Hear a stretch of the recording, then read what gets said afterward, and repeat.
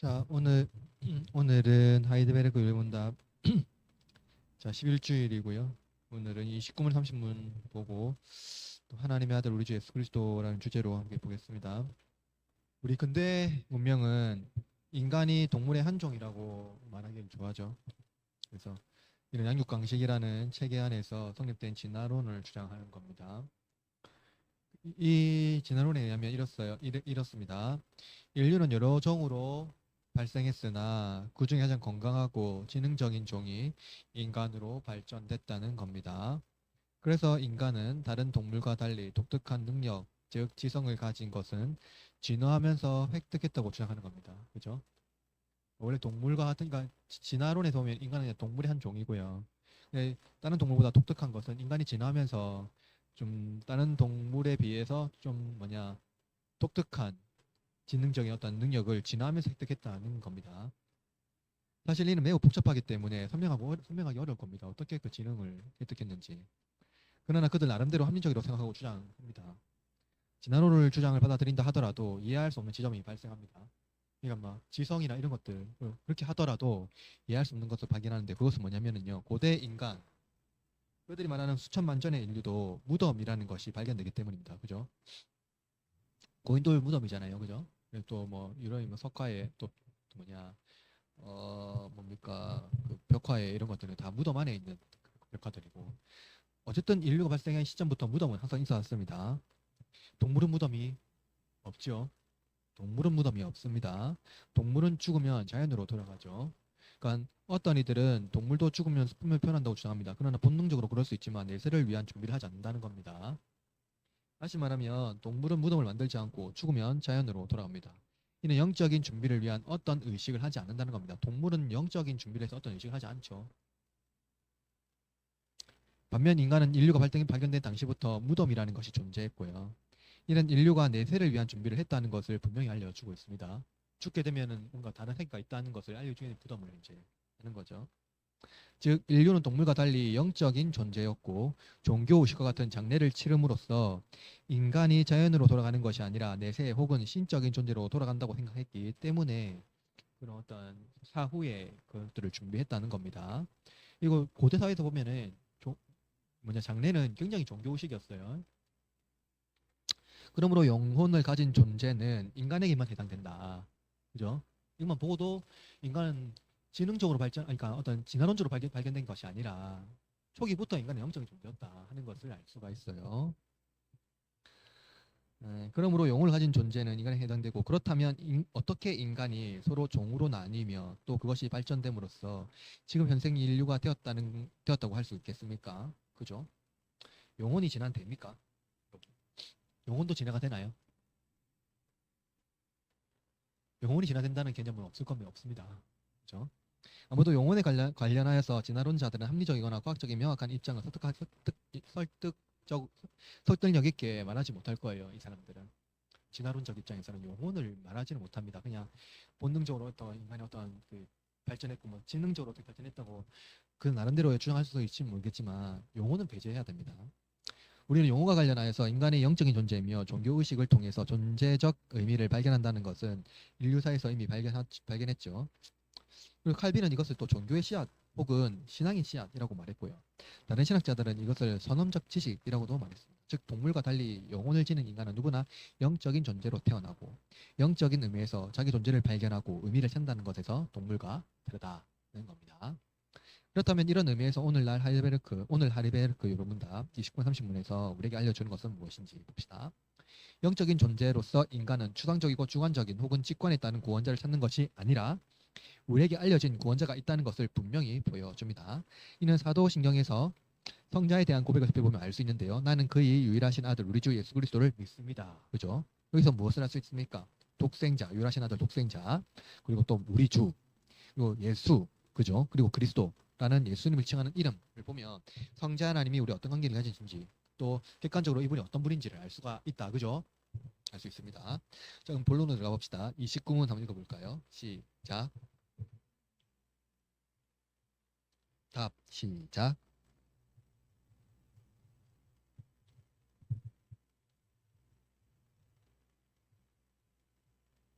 그렇죠? 계속해서 봅시다. 요리문답은 성자 하나님의 신명에 대해서 질문하고 있고요. 하나님의 신명은 이스라엘에게 여호와로 알려졌죠. 하나님의 신명 여호와로 알려졌습니다. 이는 그들과 언약적 관계를 맺으시는 분이라는 개념에서 여호와라고 불러요. 이스라엘에서는. 그러면 이제 성령님은 도우시는 분으로서 보혜사라 부르죠. 근데 예수님만이 신적인 이름이 아니라 당시 세계에서 아주 흔한 인간의 이름으로 불려졌습니다. 그죠? 그러니까 하나님과 성령님은 신적인 이름이에요. 그죠? 근데 예수님만이 독특하게 인간이 호칭하는 이름으로 불려졌다. 바로 예수라는 이름이에요. 자, 예수라는 이름은 우리가 알고 있듯이 자기 백성을 그들의 죄에서 구원할 자라는 뜻입니다. 자, 예수님은 그 이름에서 예수님의 정체성을 드러내죠. 예수님은 우리 자기 백성을, 그러니까 하나님의 언약하신 백성, 하나님의 예정하신 백성을 구원하는 자라는 거예요. 근데 당시 세계에서 예수라는 이름이 아주 흔했다는 거예요. 이는 당시 세계를 반영해 주는데요. 당시 유대 나라에서 유대 나라는요, 유대 민족은 로마의 지배를 받고 있었잖아요. 유대뿐만 아니라 로마는 거대 제국을 하고 있었기 때문에 여러 민족을 로마가 다 지배했어요. 그죠? 근데 유대 나라에서 특히 로마의 지배를 받고 있었기 때문에 구원자라는 뜻을 지닌 예수라는 이름을 아들에게 많이 지었습니다. 그죠? 예전에 우리나라도 마찬가지예요. 우리나라도 군부 독재 때 막 그와 비슷한 이름을 많이 지었단 말이죠. 저는 80년대생인데 정훈이라는 이름 제 때는 엄청 흔했거든요. 학교 가면 뭐 정훈이 한 이정훈, 김정훈, 뭐 오정훈, 박정훈 엄청 많았습니다. 아, 정훈이라는 이름이 제 이름은 발을정에 가르치려는데 훈자에 공훈자를 많이 써요. 공훈, 공을 세우는 훈장. 그래서 막 그랬다고 하던데. 예, 아무튼 정훈 이름이 엄청 많았어요. 지훈, 정훈. 아무튼 그렇다고 하더라고요. 근데 하여튼 이름은요, 그 시대를 좀 반영하는 데 있는가 봐요. 예수님이 그렇거든요. 예수 로마에 앞서 있어서 그 예수라는 이름이 그때 당시 진짜 흔했습니다. 자, 구약에도 대표적인 예수가 두 명이 있는데요. 한 사람은 모세의 후계자인 여호수아이고요. 또 한 사람은 바벨론 포로 이후 학계와 스게라 후원으로 스룹바벨과 함께 성전을 재건했던 대제사장 여호수아입니다. 이 여호수아는 이 예수를 히브리식으로 부르고요. 예수를 헬라식으로 부르면은 이제 예수라는 이름입니다. 자, 구약의 예수는 신약의 예수의 그림자라고 말하는데, 왜냐하면 모세 후계자 여호수아는 하나님께서 택하신 백성 이스라엘이잖아요. 이스라엘을 언약의 땅으로 인도하여 그 땅을 지배했던 세력을 무찌르고, 그렇죠? 언약의 땅을 지배했던 세력을 무찌르고 언약의 땅으로 이스라엘을, 하나님 언약 백성을 인도했고요. 그죠?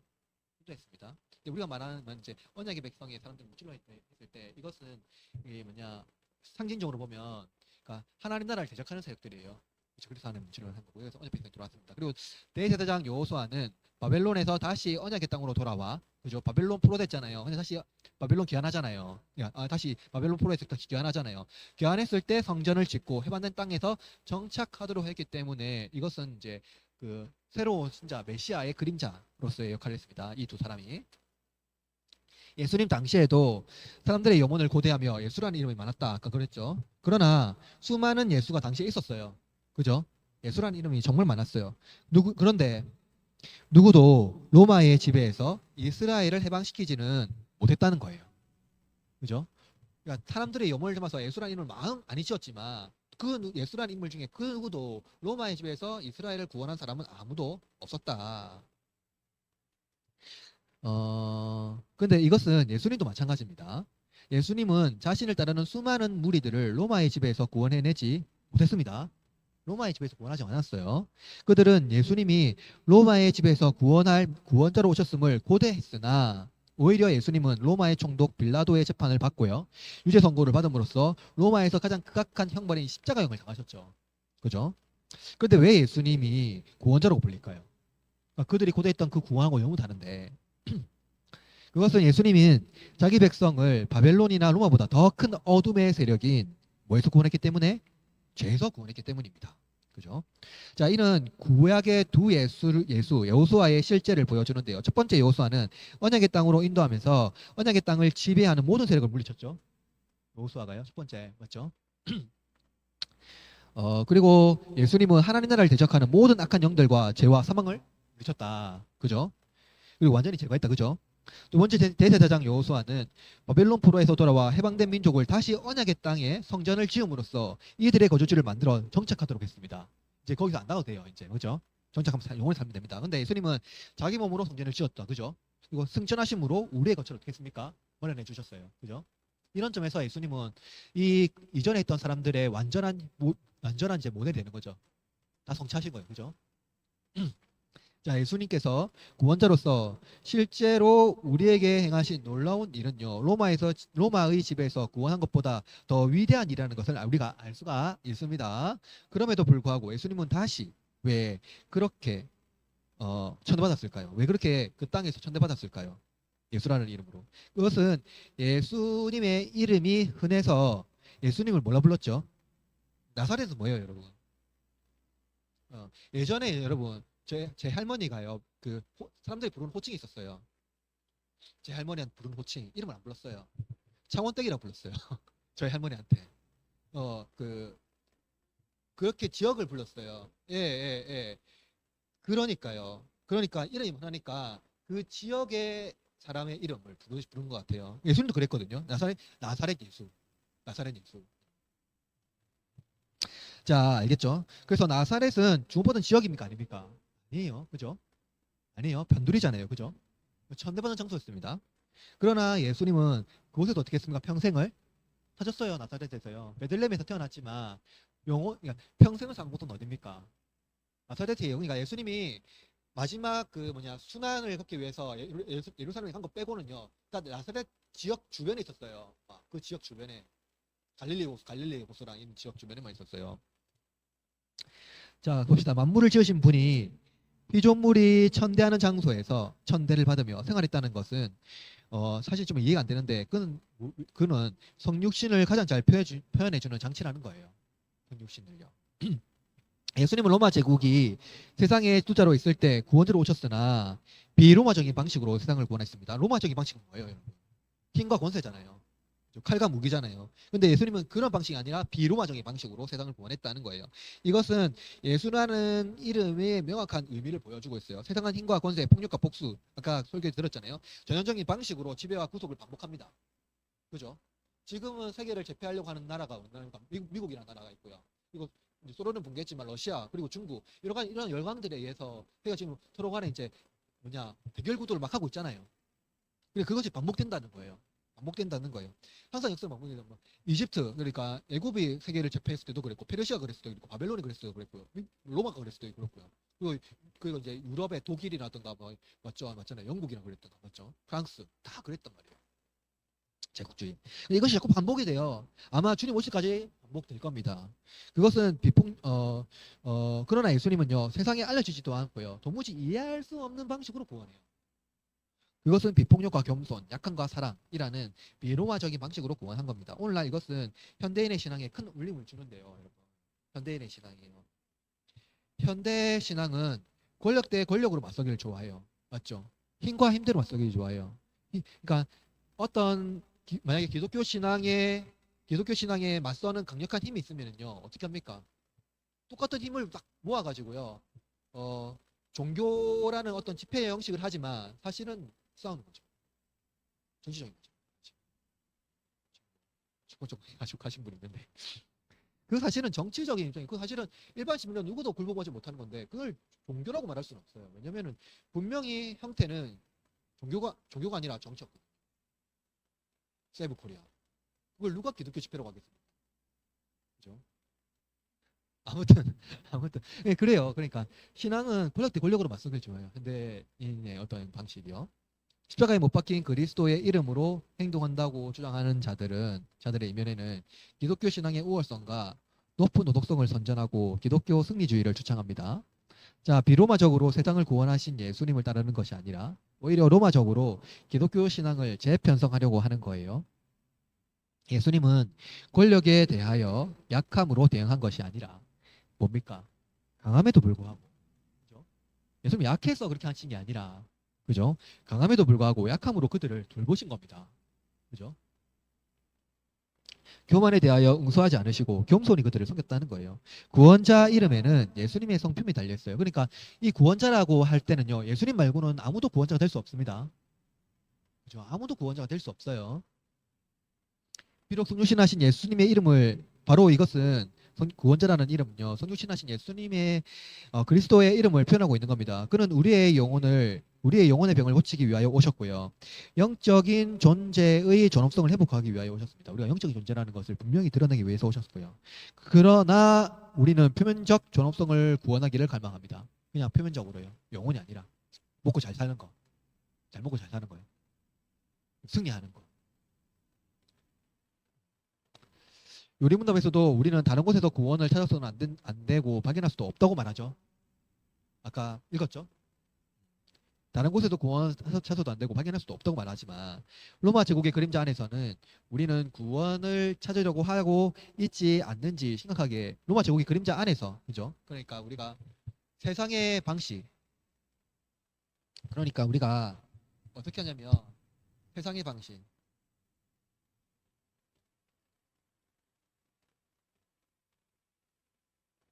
인과 권세, 힘과 권세로 구원을 얻으려고 하는 거죠. 마치 우리가 힘이 강해지고 수적으로 우세하면은 우리의 뭡니까? 마치 그게 하나님 나라가 오고 엄청난 강력한 어떠한 패권이 형성된다고 생각하는 거예요. 그죠? 그래서 로마 그림자 안에서 우리는 구원을 찾으려고 합니다. 그죠? 로마가 해왔던 방식 그대로. 그죠? 그게 뭐예요? 복수와 폭력이에요. 그죠? 겸손과 온유와 절제, 그러니까 예수님께서 해왔던 그런 방식이 아니라 예수님께서 기독교, 그러니까 예수님께서 말씀하신 어떤 방식이 아니라 전형적인 이 세상의 그 세상이 힘과 힘의 방식으로 운영되었던 그러한 방식을 그대로 차용해서 그것이 마치 의와 하나님 나라의 확장과 의와 정의를 실현하는 어떠한 방식으로 이해하는 거죠. 그러나 예수님의 구원의 방식으로 보면요, 그렇지 않았다. 그래서 요리문답에서 말하는 것은 그러한 방식으로 구원을 받으려고 하지 마라 하는 겁니다. 예수님은 그런 방식으로 우리를 구원하지도 않았고, 예수님은 아주 약함으로 오셔서 그러한 방식으로 우리를 구원하셨다 하는 것을 보여주고 있어요. 자, 30문 읽어볼까요? 30문 시작.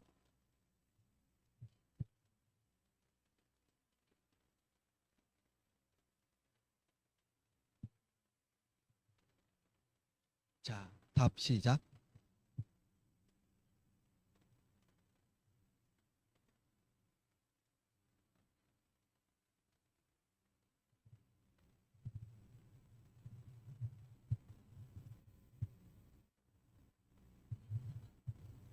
자, 봅시다. 종종 인간은 예수님을 믿는 것에 무엇을 더해야 하지 않을까 조급함을 느낍니다. 그죠? 그러니까 예수님을 믿는데요. 신실한 사람도요. 내가 이제 예수님을 믿으면 구원을 받을까? 뭔가 내가 좀 더 해야 되는 거 아닌가? 이게 내 뭔가 좀 부족한 것 같은데 이런 느낌을 많이 받아요. 조급함을 느낀단 말이에요. 마치 근데 이럴 때는 어떠냐면요. 마치 문제가 있을 때 사고 당할 거나 어떤 어려움을 당할 때 내가 뭔가 진짜 뭐 죄를 지었나 내가 뭐 모르는 거 있는 거 아이가 하고 자신을 막 그렇게 하는 게 있죠.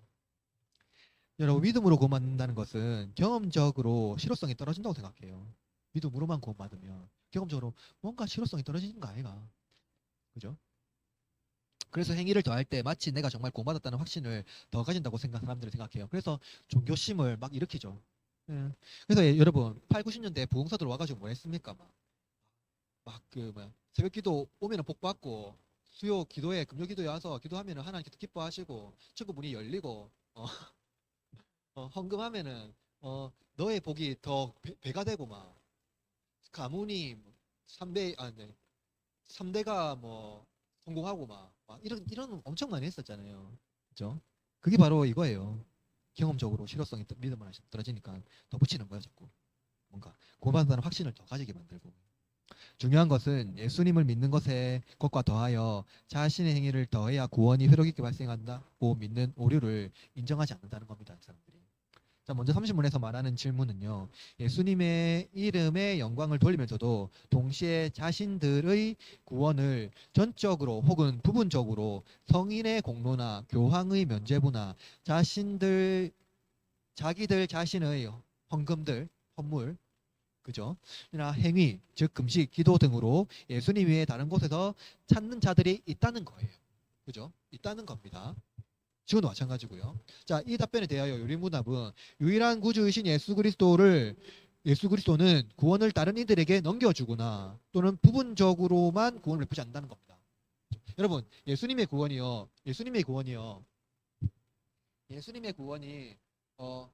다른 다른 다른 누군가 그리고 혹시 부분적으로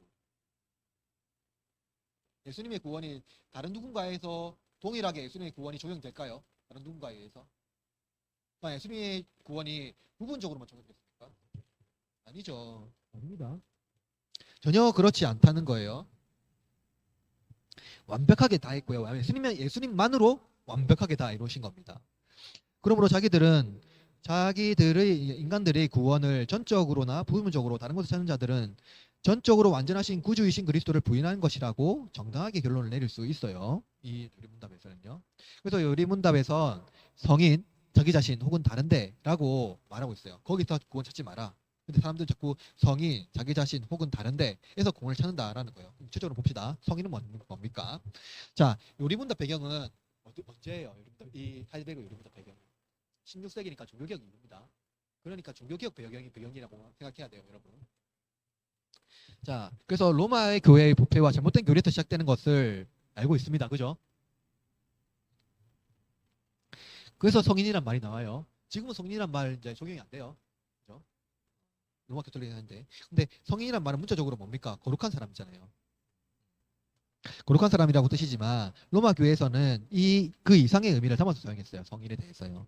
로마 교회에서 성인은 하나님에 대한 신앙이 툭출하여서 자기의 공로를 다른 사람에게 나눠줄 정도로 신앙의 덕을 쌓은 사람들 말합니다. 그러니까 공로가 다쳤어요. 이 사람은요. 공로가 완벽해요. 그래서 그 공로가 남아서 다른 사람한테 줄 수 있다는 거예요. 그 사람한테 하면 어, 우리나라에도 성인이 있어요.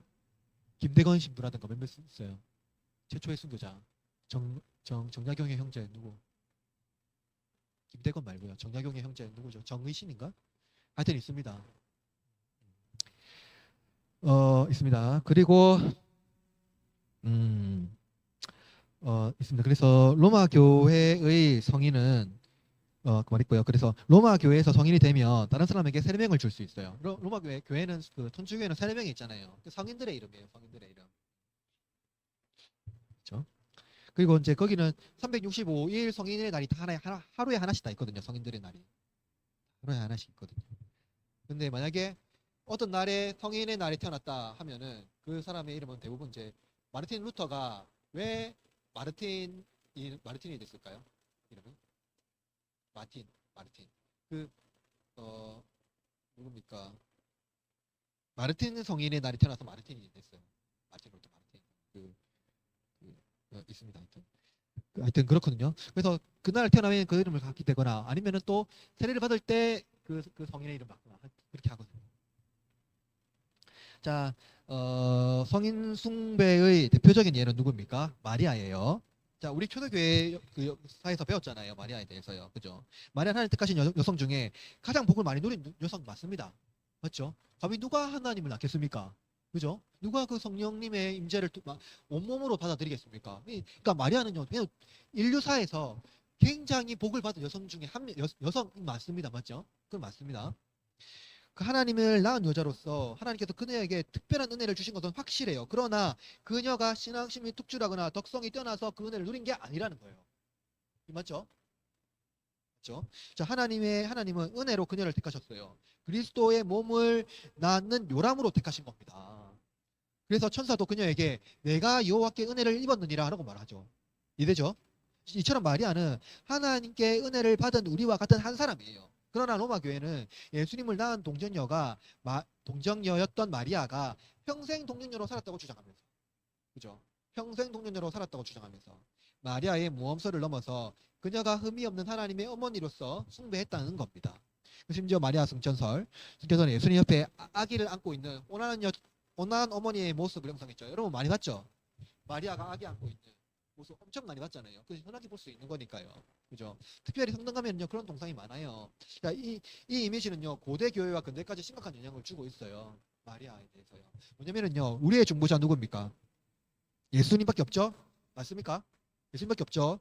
근데 예수님을 의지하여 하나님께 기도하고 나아갈 수 있는 담력을 얻는데 예수님보다 온한 어머니 이미지인 마리아가 우리의 중보자가 된다고 말하는 거예요. 근데 물론 있잖아요. 카톨릭에서도요. 마리아의 이름으로 기도를 할까요? 예수님 이름으로 기도할까요? 예수님 이름으로 기도합니다. 근데 어디에서 예수님 이름으로 기도할까요? 어디에서 예수님 이름으로 기도할까요? 어디에서? 예수님의 이름으로 기도하는 거 아닌데. 어느 장소에서 예수님의 이름으로 기도할까요, 보통? 그렇죠, 그렇죠, 그렇죠. 마리아상 앞에서 예수님 이름으로 기도해요.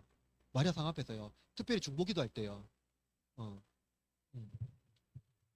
그죠?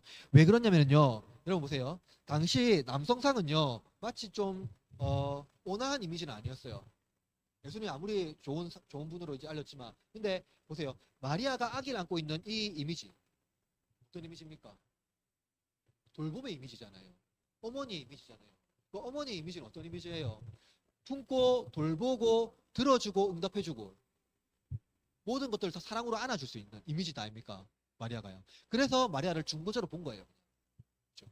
우리의 기도를 더욱더 효과적으로 들어줄 수 있다고 생각한 거예요. 그래서 마치 보세요. 마리아의 온화함이 더 효과적으로 기도 응답을 받을 수 있다고 생각한 거예요. 이들은.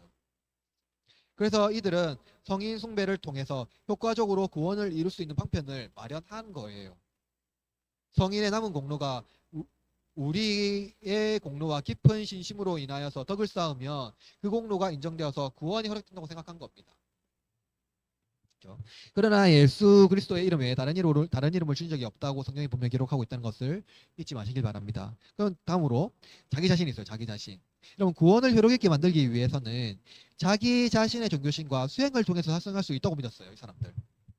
자기 자신의 어떤 종교심과 수양을 통해서요. 대표적인 것이 뭐예요? 금욕주의적 수도생활이에요. 그죠? 금욕주의적 수도생활이요. 근데 여러분 이거 잘 이해해야 됩니다. 여러분 금욕주의적 수도생활은 어디서 시작했어요? 실제로 어디서 시작했는지 정말 알 수 없지만 초대교회 2세기 후반부터 3세기부터 사막에서 시작했어요. 사막에서요. 시작했거든요. 그래서 금욕주의는요. 이 사람들은 왜 금욕주의를 했냐면요. 진짜 하나님처럼 되고 싶어서요. 진짜 예수님의 말씀처럼 살고 싶어서요. 그래서 그 다 떠났거든요.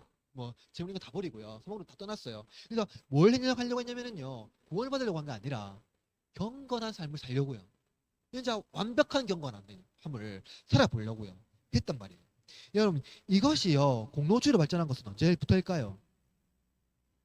예, 중세 이후부터예요. 초대교회에서는요 공로주의가 없었어요. 진짜 경건한 삶을 살려고 했던 거예요. 여러분 초대교회에서는요 그런 수도주의가 있었는데 그 사막에서 이렇게 생활했다 해서 내가 구원을 얻는 게 아니라 내가 진짜 뭡니까 경건에 이르기 위하여서 그죠? 진짜 뭡니까 그 이웃을 사랑하고요 이러한 것들 그러니까 다 포기하고 다 버리고 아예 단절된 삶으로 인해서 내가 세상의 정령과 그 육체의 정욕을 즐기는 것이 아니라 진짜 오직 말씀만 보고 하나님만 바라보고 묵상하며 살겠다 해서 감옥으로 간 거예요 이 사람들. 즉 그래서 공로주의를 배격하기 위해서요. 여러분 보세요. 공로주의를 배격하기 위해서 금식, 기도, 구제와 같은 경건 생활과 수도주의를 반대하는 것은 올바릅니까? 올바르지 않습니까? 공로주의를 반대하기 위해서 금식, 기도, 구제 같은 경건 생활과 수도주의를 반대하는 것은 옳습니까? 틀렸습니까? 틀렸죠, 틀렸죠. 그러면 안 되죠. 그게 공로가 발전되지 않는 한 그건 우리의 경건을 위해서 진짜 중요하잖아요. 여러분 뭡니까? 여러분 기도 생활 중요하죠. 근데 그게 공로주의라고 말하지 않잖아요. 우리가 예배를 열심히 드리고 공로주의라고 말하지 않잖아요. 그렇죠? 이런 겁니다. 그렇죠? 근데 문제는 경건 생활이 하나님과 나 사이의 유익을 위한 것이 아니라 나 사이의 유익을 위한 것이 아니라 오직 개인적인 유익과 보상을 위한 방식이라면 공로주의에 해당되는 거예요. 이것을 통해서 마치 뭔가 보상을 얻으려는 것으로 발전하게 됩니다. 어떤 이들은 경건 생활이 오히려 교만함의 무기가 되어 우울감에 빠진 경우도 있습니다. 우리는 이를 자기의라고 부르죠. 이들은 하나님께서 행하신 구원이 90%라면 내가 구원에 기여하는 것이 10%라고 말해요. 그 어떻게 보면 겸손해 보일지 모르지만 하나님 앞에 매우 불경건한 태도예요. 감히 죄인인 인간이 하나님의 구원에 기여할 수 있다는 것은 너무나 어이없이 들리기 때문입니다. 맞죠? 하나님의 구원에 기여할 수가 없어요. 우리는요. 1%도요. 0.0001%도요. 그죠? 그래서 우리가 구원에 기여할 수는 없고요. 하나님은 우리에게 90%를 한 것이 아니라 완벽한 100%를 다 이뤘다는 겁니다. 그래서 우리가 구원에 기여할 수 있는 것은 결코 먼지만큼도 없다. 그러므로 무엇으로 구원에 도하려고 해서는 안 된다. 우리는 다만 하나님께서 아들을 통하여 이루신 구원을 은혜로운 선물로 주신 것을 감사해야 된다. 그죠? 심지어 우리는 그 은혜로운 선물을 얻기 위하여 나아가도록 인도하신 분도 성령님이라는 것을 잊어서는 안 돼요. 맞습니까? 우리가 스스로 나간 것이 아니라 우리를 인도하신 거예요. 그죠? 그 길로. 그리고 그 길을 포기하지 않고 끝까지 견디게 하는 건 누구예요? 우리가 예수님 믿잖아요. 근데 예수님 믿는 상황에 또 환난과 고난이 시련이 다가오잖아요. 심각하게 다가온다. 우리를 막 흔든단 말이에요. 그럴 때 그걸 견디게 하는 분 누구라고요?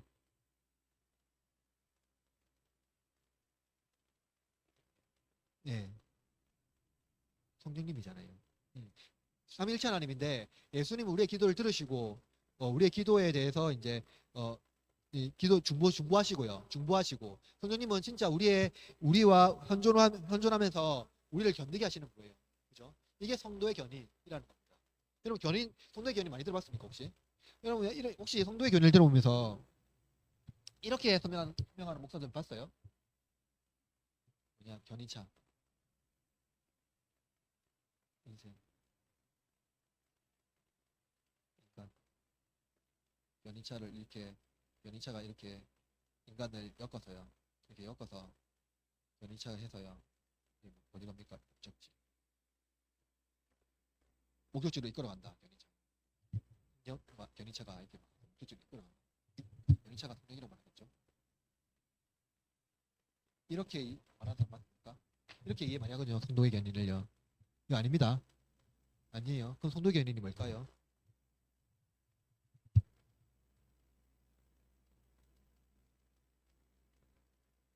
이렇게 설명하는 거 못 봤어요. 설명 엄청 많이 해요. 이렇게 이런 식으로 설명. 목적적으로 성령이 이끌어간다. 견인차가 막 돼가지고 그거 아니에요. 인생 중에 쉬는 거 한난 있죠. 어려움 있잖아요. 엄청난 고난을 당하잖아요. 그럴 때 성도 견인이 뭐냐면요. 인내하게 우리를 이끌어가는 거예요. 인내하고 견디게 하는 거예요. 견디게 하는 거예요. 인내로 견디는 거예요. 그리고 보통 이런 것들을요. 그래서 끝까지 우리가 인생길에서 그 시험을 이기게 만드시는 거예요. 예, 다른 겁니다. 예, 그런 견인이 아니에요. 예, 인내하게 하는 거예요. 인내. 예,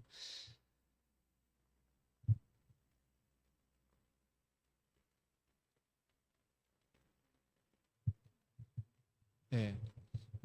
그게 성도의 견인이라는 의미입니다. 자, 그래서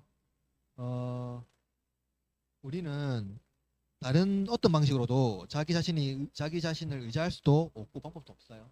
알겠죠? 자, 다른데 그러면 마지막으로 다른데 요리문답에서 말하는 다른데는 배경은 이제 면벌부입니다. 면제부로 가죠. 근데 이 면벌부가 더 정확한 답이에요. 면벌부. 별을 면제하는 거니까요. 죄 자체를 없애는 게 아닙니다. 벌 받을 것을 약간 이게 감형한다는 게 감형해준다. 그러니까 만약에 형량이 10년이다 하면은 만약에 이런 공로를 쌓았다. 그러니까 카톨릭 교리가요. 연옥이라는 게요. 면제를 해주는 게 아니에요. 다 면제는 없어요. 절대 면제는 안 됩니다. 감형해주는 거예요. 감형해주는 거예요. 자, 멤버블의 문제점은 그 판매 행위에서 나타난 공로의 보상입니다. 자, 이 보속이라는 측면에서 심각한 신학과 신앙의 오류를 만들어내는데 문제가 있었습니다. 고대 교회에서 보속은 치리와 관련하여서 교회의 전통과 신자의 영혼을 돌보는 중요한 제도였어요. 보속은요. 죄에 대한 회개와 더불어 경건을 유지하고 하나님 앞에서 겸허히 나가는 방식으로 보성을 지속적으로 활용했습니다. 보속. 제가 전에 초대교회 때 이거 말했죠. 보석이 뭔지. 자, 그러나 교회가 덩치가 커지면서요.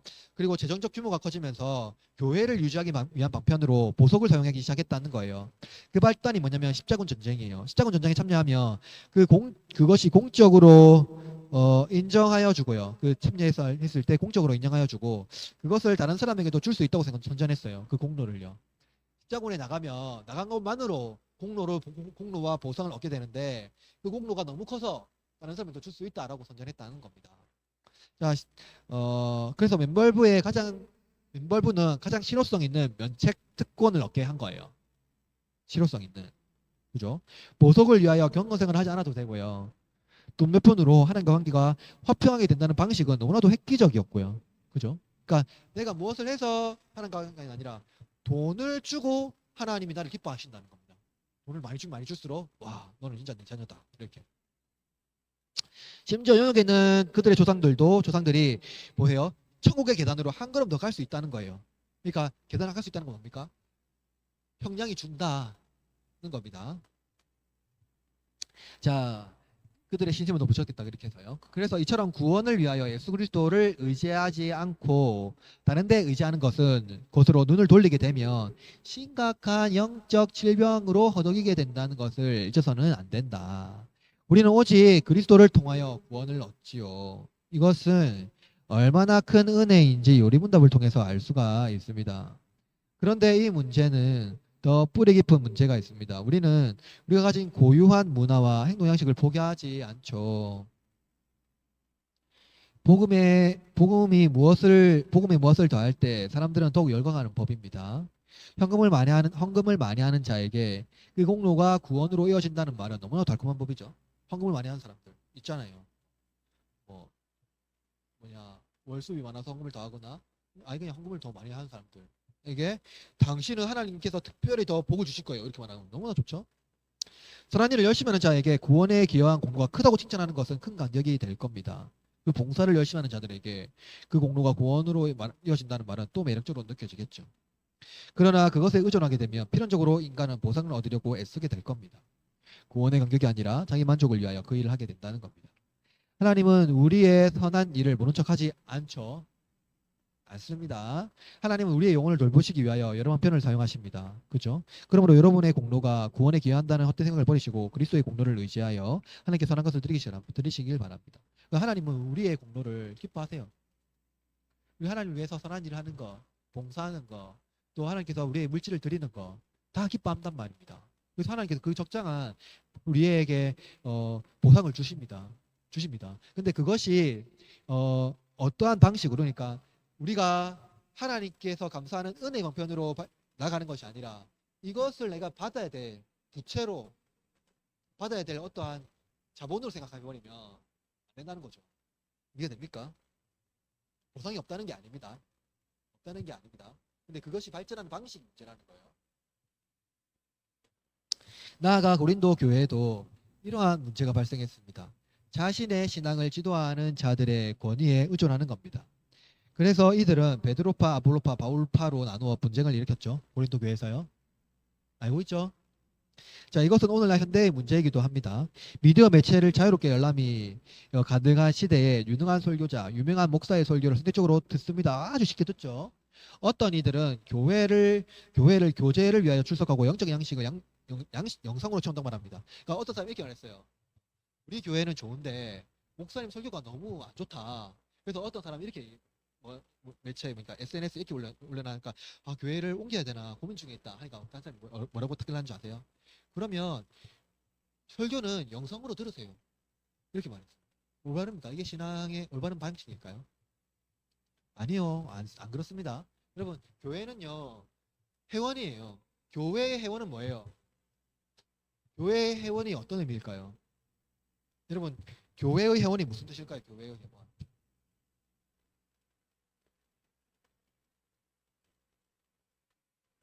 교회 회원은 어떤 의미가 있을까요? 예, 요즘에 교회 회원에 아무 의미가 없대요. 요즘에는. 교회 회원이 어떤 의미일까요? 그거는 일반 공동체도 마찬가지예요. 회원이 되면 다 책임과 의무가 있죠. 교회의 회원이라는 게 어떤 의미가 있을까요?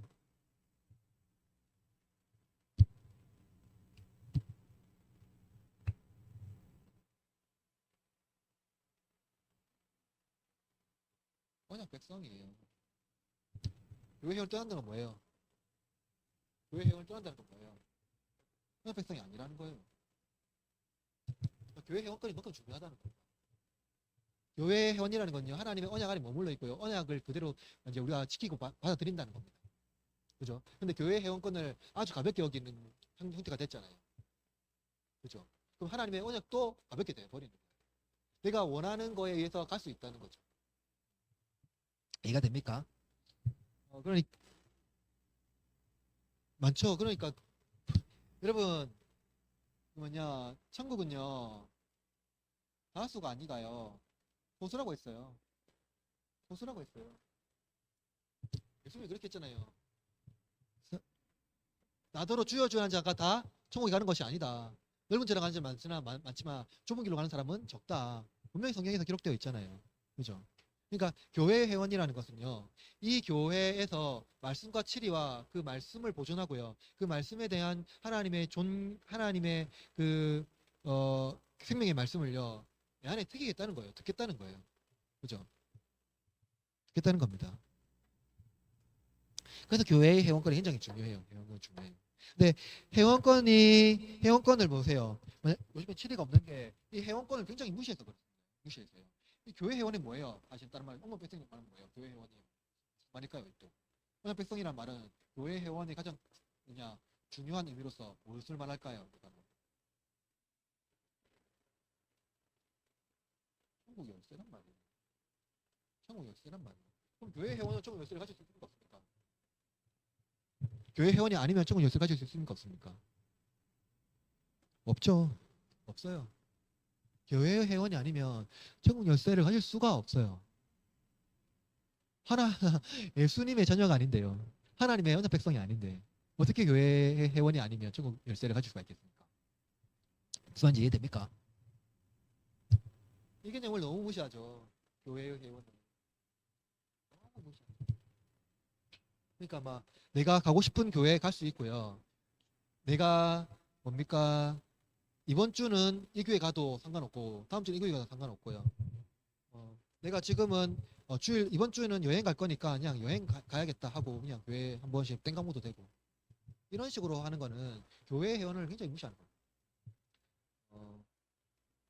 그러니까 우리가 하나님께서 언약했었고 백성이 됐잖아요.